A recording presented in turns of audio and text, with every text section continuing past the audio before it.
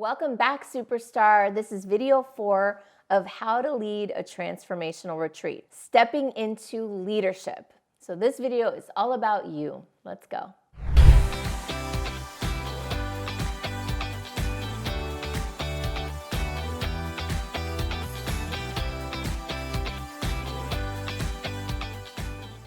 Leading a retreat can feel like a lot of pressure, or at least it did for me for a long time, and it still to some degree does. So this video is to help you take some of that pressure off by having a more empowered relationship to being the leader at your own retreat. I'm going to talk about some of the problems that we can face when we're leading a retreat, how to deal with some of those problems, and how to create a container that supports you being the leader, how to create boundaries and standards around you and your space and your time while you're leading, and just in general, how to deal with the things that come up. Let's go. Leading a group of people through a transformational process requires leadership. It requires both strength and flexibility, which can seem like two opposite things. One of the things that I've seen, one of the problems that comes up and that I've faced myself is that when we are leading a retreat, we can become very attached to our vision of how it should go. We've put all this work into bringing the people together, to designing the experience, creating all these incredible things, creating the space, the theme, the intention. By the way, parenthetically, those were the topics of the first 3 videos in the series. So if you didn't watch those, it'd be really helpful for you to watch those. So you've done all this work to create this incredible experience. It's very easy to say it has to go exactly how you designed it, right? And that the process has to look a certain way. And what I can tell you is that it almost never does. And that's an actually good thing. That's a good thing. It's a good thing because I feel like when you have a powerful intention and it's a compelling theme and you've done all that prep work, then you can trust that the experience will take over at some point. I'm going to give you an example before I dive into all the to-dos here of something that happened to me at one of my retreats a few years ago that changed the entire way that I do retreats. We call this, in my community, we call this the shrimp incident. Now, if you've never heard me talk about this before, stay tuned because it's a good story. So I had designed a retreat, much like many of the retreats that I designed. It was for my Inner Circle program, so we all knew each other, or most people knew each other, and we were gathering in Orlando for 3-4 days of transformation. On the first day, I did what I always do. We spent the day talking about the theme of the experience, which actually I forget what the theme was, which is fine. As you'll see why in a minute. And we spent the whole day, we had a beautiful day together with discussions and conversations. And that evening we had created an activity, a creative activity for people to cook the meal together. So basically we did like a cooking challenge, and we gave groups of people an envelope with a certain amount of money, and they had 2 hours to get to the store, get back, and make something for the meal. So everybody was in the kitchen and having fun and making things. And when we finished, we all sat down to eat the meal, and every group presented the meal that they had made, or the meal or the dessert or whatever it was. One of the groups had created a shrimp platter, a special shrimp dish. They presented the meal, and we all sat to try their shrimp dish. And somebody, a woman, started to choke on a shrimp. And long story very short, she choked on the shrimp, and she spent quite a long time without air. 2 different people tried to give her the Heimlich maneuver, and it didn't work. And on like the 5th attempt, the person did it really strong, and finally the shrimp came flying out.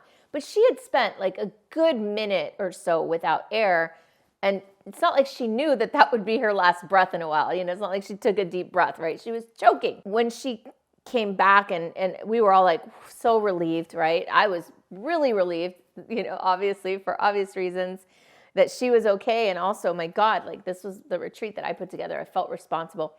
But, you know, everybody settled down. We talked about it for about 15 or 20 minutes. And I was like, all right, it's over, moving right along. And so I wanted to get us back on track. right, back onto the schedule, because that was my schedule and I was very attached to the schedule. And luckily, somebody else at the retreat, one of my right-hand people, recognized that, hey, you know what, really, it's probably not a good idea to just get right back on track. We kind of need to address what happened here. This woman almost died. I'm sure that she, felt terrified. Terror ran through her body. She's a mother with a child and a husband. Like, let's talk about what happened. Let's find out how she's doing. So I took I let my outline go out the window, and I said, you know what, you're right. So we gathered in the living room, we sat down, and we spent till 2 a.m. dissecting, digesting, and integrating that experience. And that woman spent all weekend integrating it. It was a powerful, life-changing experience for her that I almost bulldozed right over. So I share that with you because I want to really emphasize that there's the outline and the retreat that you design, and then there's the retreat that you get. And they may be completely different, and you need to be open to that as a retreat leader. Now, that doesn't mean that you get derailed by every request or everything that every trigger or every incident. It just means that you know how to read your people, that you know how to read your community, your experience, and that you know how to read and lead in service of the greater intention rather than in service of your outline. Your outline is really, your structure is really a means to an end, but it's not the only means to that end, I bet. So that's my big piece of advice, is to be open to what wants to emerge. And from there, now we'll dive into some of the specific things that you can do. But before we do that, I do want to invite you to like my video, subscribe to my channel. I'd love to connect with you and listen. Do you have any shrimp incident stories? Please share them below. So the first and most important thing ever when it comes to being a powerful leader is to manage your energy. As you know, if you know me at all, you know that energy precedes outcomes, that everything is birthed from the energy that you show up with. My mentor, Nani Leah Diamond, who you've probably heard me talk about a million times, she says the energy from which you create guides and determines the energy of what you create. So if you want to create a transformational experience, you need to show up in the energy of transformational leader, which means confident, calm. It means neutral. It means that you are dealing with your own triggers, that you're doing the work so that your stuff doesn't get projected onto your people, onto your experience. Being a powerful leader means cultivating the energy every morning before you get in front of that group of people, that you're cultivating the energy from which you want to lead that day. So that looks like cultivating presence, courage, love, contribution, all the things, anything that you know will support gratitude, right? So you want to make sure that you are, without bypassing what you're going through, that you're processing anything that you're going through that might bring your energy down and impede you from being a present and neutral and loving leader. The second thing you need is support. I used to run my retreats all myself and have very little support. And I found that it really makes a difference to my own energy when I'm feeling supported. Now, I know some of you might be early stage, you might not have a big budget to invest in like an event planner. That's okay, right? I'm sure you have a friend, a sister, a brother, a mother, a daughter, a teacher, whatever, somebody, some people who you can call on to support you. Some of the best people you can call on are your clients, and you can work out a special arrangement with somebody to support you. There are all sorts of ways of getting support.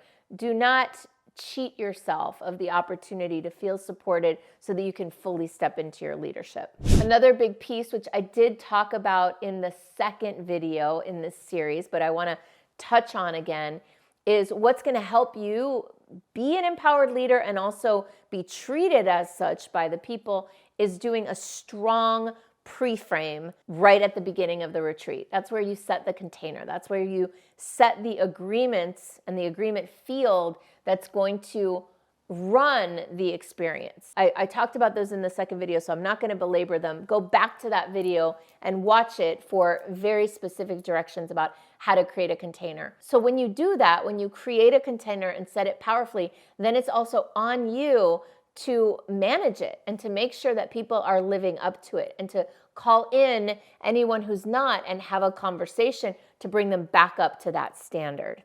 It's on you to create the standards and the boundaries for the entire experience. You are responsible. And I can't emphasize that enough. It really doesn't matter what goes wrong or who messes up. At the end of the day, you are the leader of the experience, and it's your responsibility to deal with and manage anything that arises. And then finally, one of the biggest things that you can do is to be mindful of where your energy is going in a retreat experience. When you're leading and facilitating a group of people, it's very easy to always focus on the squeaky wheel, what's going wrong. And that actually was my default mode. I learned it as a child. That was just the way that I operated. I always was someone who, and I tend to, but I'm much more aware of it now, so I can address it. I tend to, and a lot of us tend to focus on the problems, focus on the people that are not getting it, focusing on the complaints, focusing on the triggers. And I'm not saying that we ignore those things, but I am saying that there's an opportunity to focus on what's going well and what's going right and highlight those things. So in early days in my retreats, I was leading these 10-person retreats, and if one person wasn't getting it, all of my energy would go to the person who wasn't getting it, because that to me was a problem that needed to be fixed. My coach at the time, Jake, who you've heard me talk about, redirected me. When he found out that this was going on, he redirected me and said, instead of doing that, focus on what's going right. Focus on where the energy is energy rich and where people are getting it. Bring the attention and awareness there first, because that will support an uplifted energy in the room. That will support more of what you want. Then from that energy, you can address that with that person either privately or after, because they will get the benefit of that uplifted energy over here. And one of the things that I do now is I tell people that that's how we're going to operate. I don't operate like that behind the scenes or in secret. I actually tell people, hey, you might notice that I'm going to focus on where there's energy richness and things are happening and aha moments are popping, because that's going to support the energy of those who are struggling more. We aren't going to leave them behind, but we are going to foster the energy rich over here so that that can spill over and help us and uplift the energy over here. And people love that. They get it. And then they understand that if they're in a really tough position, that's not a place that we're going to do strategy from, right? We're going to first focus on processing whatever's going on and supporting them from a more energy-rich place. So I hope that that was helpful for you. If you are someone who's leading retreats and group coaching programs and you want to become a much more powerful, transformational leader, that's what I do. I help people step into that leadership role.